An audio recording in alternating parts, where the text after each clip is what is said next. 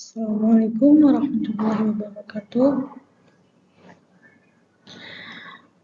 Pada kesempatan kali ini, saya akan membahas beberapa materi. Sebelumnya, nama saya Mulia dengan NIM 230507774, program studi ilmu komputer. Materi mata kuliah ini dasar-dasar pemrograman. Materi yang akan dibahas yang pertama adalah konsep dasar dan pengantar bahasa pemrograman, kedua struktur dan sintaks dasar, ketiga logika pemrograman dasar, keempat prompt dan input pengguna, 5 struktur kontrol, if, else, dan switch, dan keenam yang terakhir perulangan dan pengolahan data.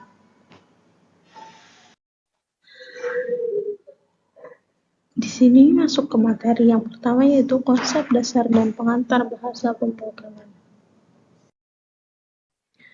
Konsep dasar pemrograman. Jadi, konsep dasar pemrograman itu adalah prinsip-prinsip fundamental yang menjadi landasan dalam membangun sebuah program. Nah, konsep ini meliputi pemahaman tentang variabel, tipe data, operator, alur logika, atau seperti if, else, while, for, fungsi, dan struktur data, seperti array, list, dan dictionary. Konsep-konsep ini memungkinkan seorang programmer untuk mengontrol bagaimana data diproses, disimpan, dan digunakan dalam sebuah program. Selanjutnya, itu mengapa konsep ini penting bagi seorang programmer pemula. Jadi yang pertama itu harus ada fondasi yang kuat. Konsep dasar memberi pemahaman tentang logika dan struktur pemrograman sehingga memungkinkan membangun kode yang efisien dan struktur dengan baik. Nah, kedua, untuk mempercepat pembelajaran dengan menguasai konsep dasar, dapat lebih mudah belajar bahasa pemrograman. Dan yang ketiga, untuk memecahkan masalah, pemahaman konsep dasar membantu mengembangkan kemampuan memecahkan masalah secara logis dan sistematis, serta menggunakan algoritma dan struktur data yang tepat. Selanjutnya, ada contoh bahasa pemrograman. Contohnya itu ada hypertext, parse, itu adalah bahasa pemrograman open source yang umumnya digunakan untuk membangun aplikasi web dinamis dan interaktif. PHP ini dapat dijalankan pada server web dan dikombinasikan dengan HTML, CSS, dan JavaScript untuk membuat halaman web yang dinamis. Karena bahasa ini banyak digunakan dalam pengembangan situs web dan aplikasi web, terutama dalam kombinasi dengan HTML dan CSS untuk desain halaman. Nah, PHP ini memungkinkan pengolahan data di sisi server dan menghasilkan konten dinamis yang sangat berguna untuk membuat desain web yang interaktif dan responsif. Selanjutnya itu ada contoh pemrogramannya. Nah, contoh pemrogramannya ini seperti ini. Hasilnya ini seperti ini. Kita lanjut ke materi yang kedua, itu struktur dan sintaks dasar. Struktur dan sintaks dasar. Strukturnya itu ada 2 struktur. Struktur itu Artinya, struktur dasar dalam bahasa pemrograman itu merujuk pada cara kode disusun atau diorganisir dalam program. Nah, struktur ini mencakup elemen-elemen seperti urutan instruksi, penggunaan variabel, dan bagaimana program dibagi menjadi blok-blok logika seperti fungsi, pengondisian, dan perulangan. Yang kedua, sintaks dasar. Pengertiannya, sintaks dasar itu adalah aturan atau tata cara yang harus diikuti dalam menulis kode dalam bahasa pemrograman tertentu. Sintaks ini mencakup aturan tentang bagaimana menulis pertanyaan menggunakan tanda baca dan mendeklarasi variabel atau fungsi. Jika sintaks tidak diikuti dengan benar, maka program tidak akan berjalan atau akan menghasilkan error. Juga ada bahasa pemrograman PHP.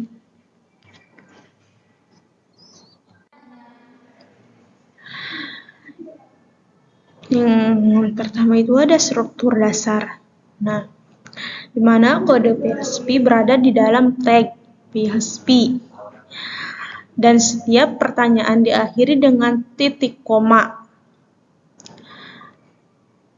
Nah, sintaks dasar yang kedua itu penulisan variabel seperti tanda dolar seperti ini. Atau dengan variabel. Penggunaan fungsi echo untuk menampilkan output dan pertanyaan, pengondisian menggunakan if, else, dan lain-lain. Selanjutnya, contoh kodenya. Contoh kodenya ini seperti ini.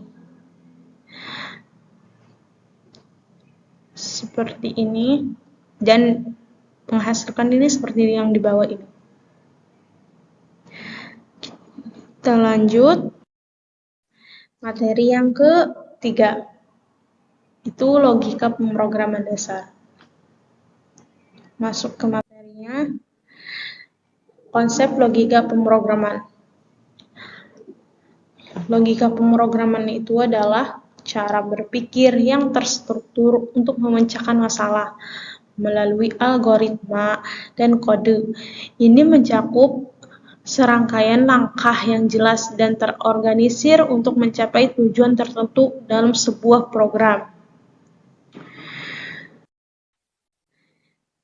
Nah, ada juga logika pemrogram penggunaan seperti konsep.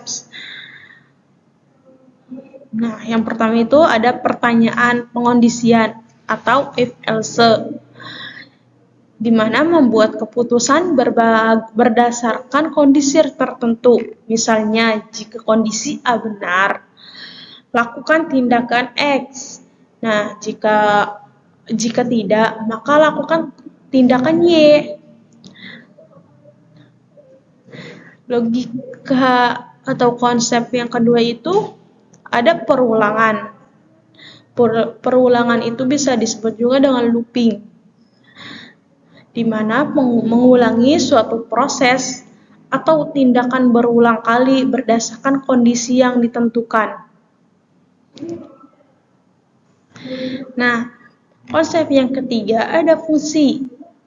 Fungsi ini itu blok kode yang digunakan untuk melakukan tugas tertentu dan dapat dipanggil berulang kali. Yang keempat itu ada algoritma, di mana langkah-langkah yang logis dan sistematis untuk menyelesaikan masalah. Dan yang terakhir ada operator, digunakan untuk melakukan operasi seperti aritmatika atau logika pada data. Selanjutnya, ada itu mengapa logika pemrograman itu penting.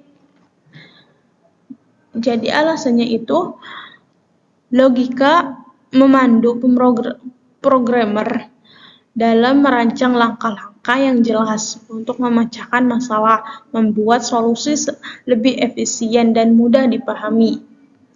Alasan yang kedua itu dengan logika, di mana programmer dapat membuat keputusan berbasis kondisi dalam kode, sehingga aplikasi dapat berfungsi dengan baik dan berbagai situasi. Selanjutnya, masih dengan alasan mengapa logika pemrograman itu penting. Jadi alasan yang ketiga itu logika yang baik menghasilkan kode yang lebih efisien, mudah dibaca, dan lebih mudah dikelola. Dan juga ada pemahaman logika membantu programmer mempelajari konsep tingkat lanjut seperti algoritma dan pemrograman berorientasi objek, dapat mengembangkan kemampuan berpikir komputasional, yaitu menyusun solusi yang dapat dijalankan komputer. Nah, ini adalah contoh pertama keputusan sederhana dengan FLC. Contohnya itu di sini ada kode. Jadi kodenya itu seperti ini, dan kode ini menghasilkan yang di sampingnya ini, masukkan sebuah angka tersebut adalah 0. Jadi penjelasannya itu yang pertama ada input penggunanya itu seperti ini, open ya, seperti ini, tanda-tanda seperti ini bisa dilihat ya, itu untuk digunakan untuk membaca input dari terminal atau konsul. Dan input yang kedua itu ada atau tanda dolar atau handle ini itu untuk membaca data dari input. Penjelasan yang kedua itu ada keputusan dengan FLC atau kayak seperti ini untuk mengecek apakah angka lebih besar dari 0. Dan contoh yang penjelasan yang kedua itu di sini ada seperti ini ya. Itu untuk jika kondisi pertama salah, maka mengecek apakah angka lebih kecil dari 0.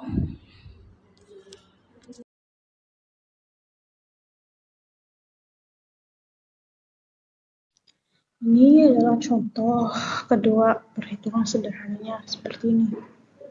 Kodenya ini seperti ini dan menghasilkan ini perhitungan sederhana. Ya, bisa dilihat penjelasannya itu yang pertama input simple. Itu hanya 3 elemen, 2 angka dan 1 drop down. Untuk operasi. Kedua, logika PHP singkat menggunakan operator ternary seperti ini, tanda seru dan titik koma dan titik 2, maaf.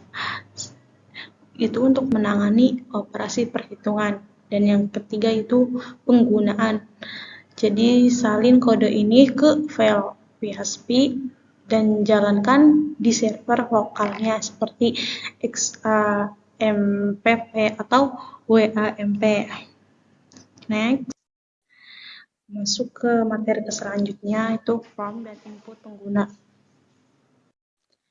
Di sini ada form dan input pengguna, yaitu pengertiannya adalah konsep penting dalam pengembangan aplikasi web karena memungkinkan interaksi antara pengguna dan aplikasi.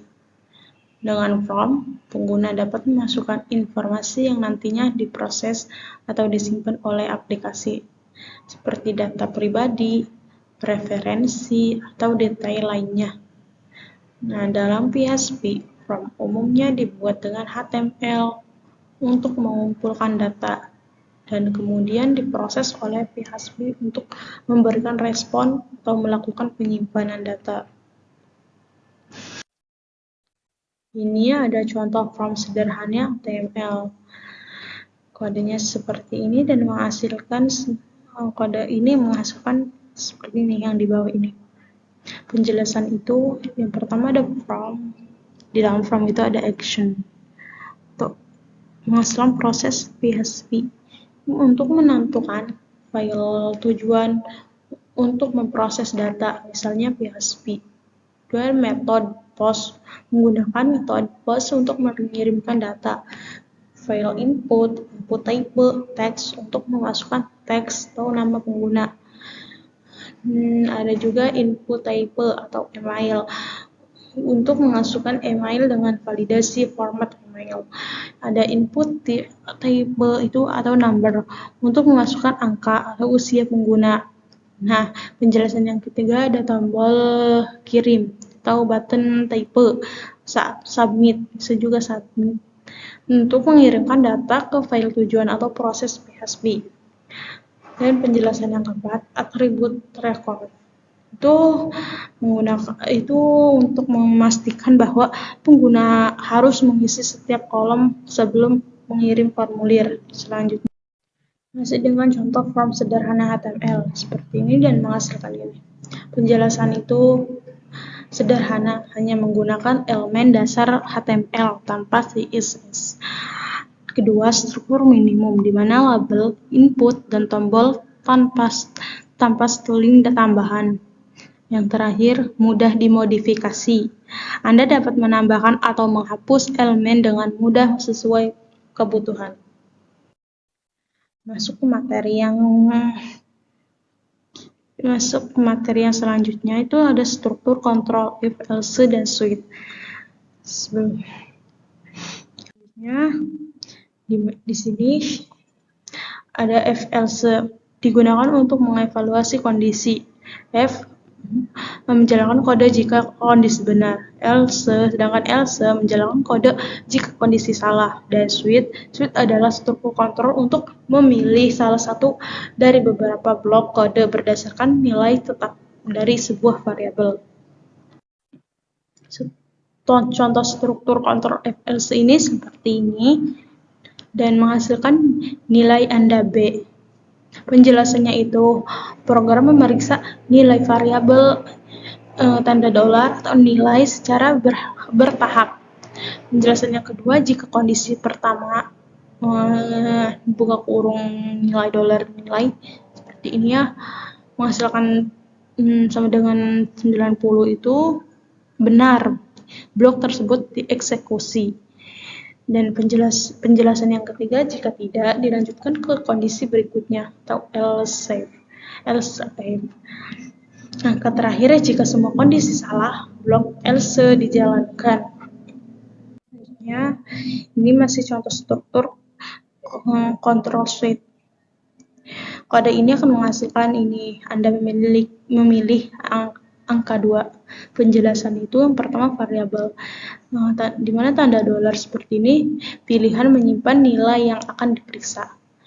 Penjelasan kedua switch membandingkan nilai pilihan dengan setiap case. Jika nilai cocok, maka blok kode dalam case tersebut akan dijalankan. Nah, juga ada break, menghentikan eksekusi agar program tidak melanjutkan ke case berikutnya. Dan juga ada default, di mana digunakan untuk menangani kasus di luar opsi yang diberikan. Selanjutnya, contoh kode keputusan berdasarkan input pengguna. Di sini juga ada kodenya dan bisa menghasilkan ini. Selanjutnya, penjelasan kode tersebut. Penjelasan itu ada from input, pengguna memasukkan umur melalui input type number. From dikirim menggunakan metode post. Juga penjelasan kedua, proses input. Input dari pengguna diambil pengguna seperti tanda dolar seperti ini dan garis bawah seperti ini, post, dan dikonversi menjadi tipe integer dengan interval. Nah, juga ada logika keputusan F dan else digunakan untuk menentukan kategori berdasarkan umur. Jika ada output ini program menampilkan kategori berdasarkan umur yang dimasukkan. Contoh outputnya seperti ini. Selanjutnya itu materi yang selanjutnya perulangan dan pengolahan data. Perulangan dan pengolahan data ini atau looping ini adalah struktur kontrol dalam pemrograman yang digunakan untuk menjalankan blok kode secara berulang hingga suatu kondisi tertentu terpenuhi. Sedangkan pengolahan data adalah proses pengumpulan, mengorganisir, menganalisis, dan mengubah data mentah menjadi informasi yang berguna untuk mengambil keputusan, penelitian, atau penyelesaian masalah. Melibatkan manipulasi, analisis, atau transformasi data untuk mencapai hasil tertentu. Di sini ada jenis-jenis perulangannya. For loop atau perulangan yang digunakan ketika jumlah iterasi sudah diketahui sebelumnya. Contohnya itu seperti inilah, bisa dilihat sendiri. Selanjutnya masih jenis-jenis perulangan. Ada while loop.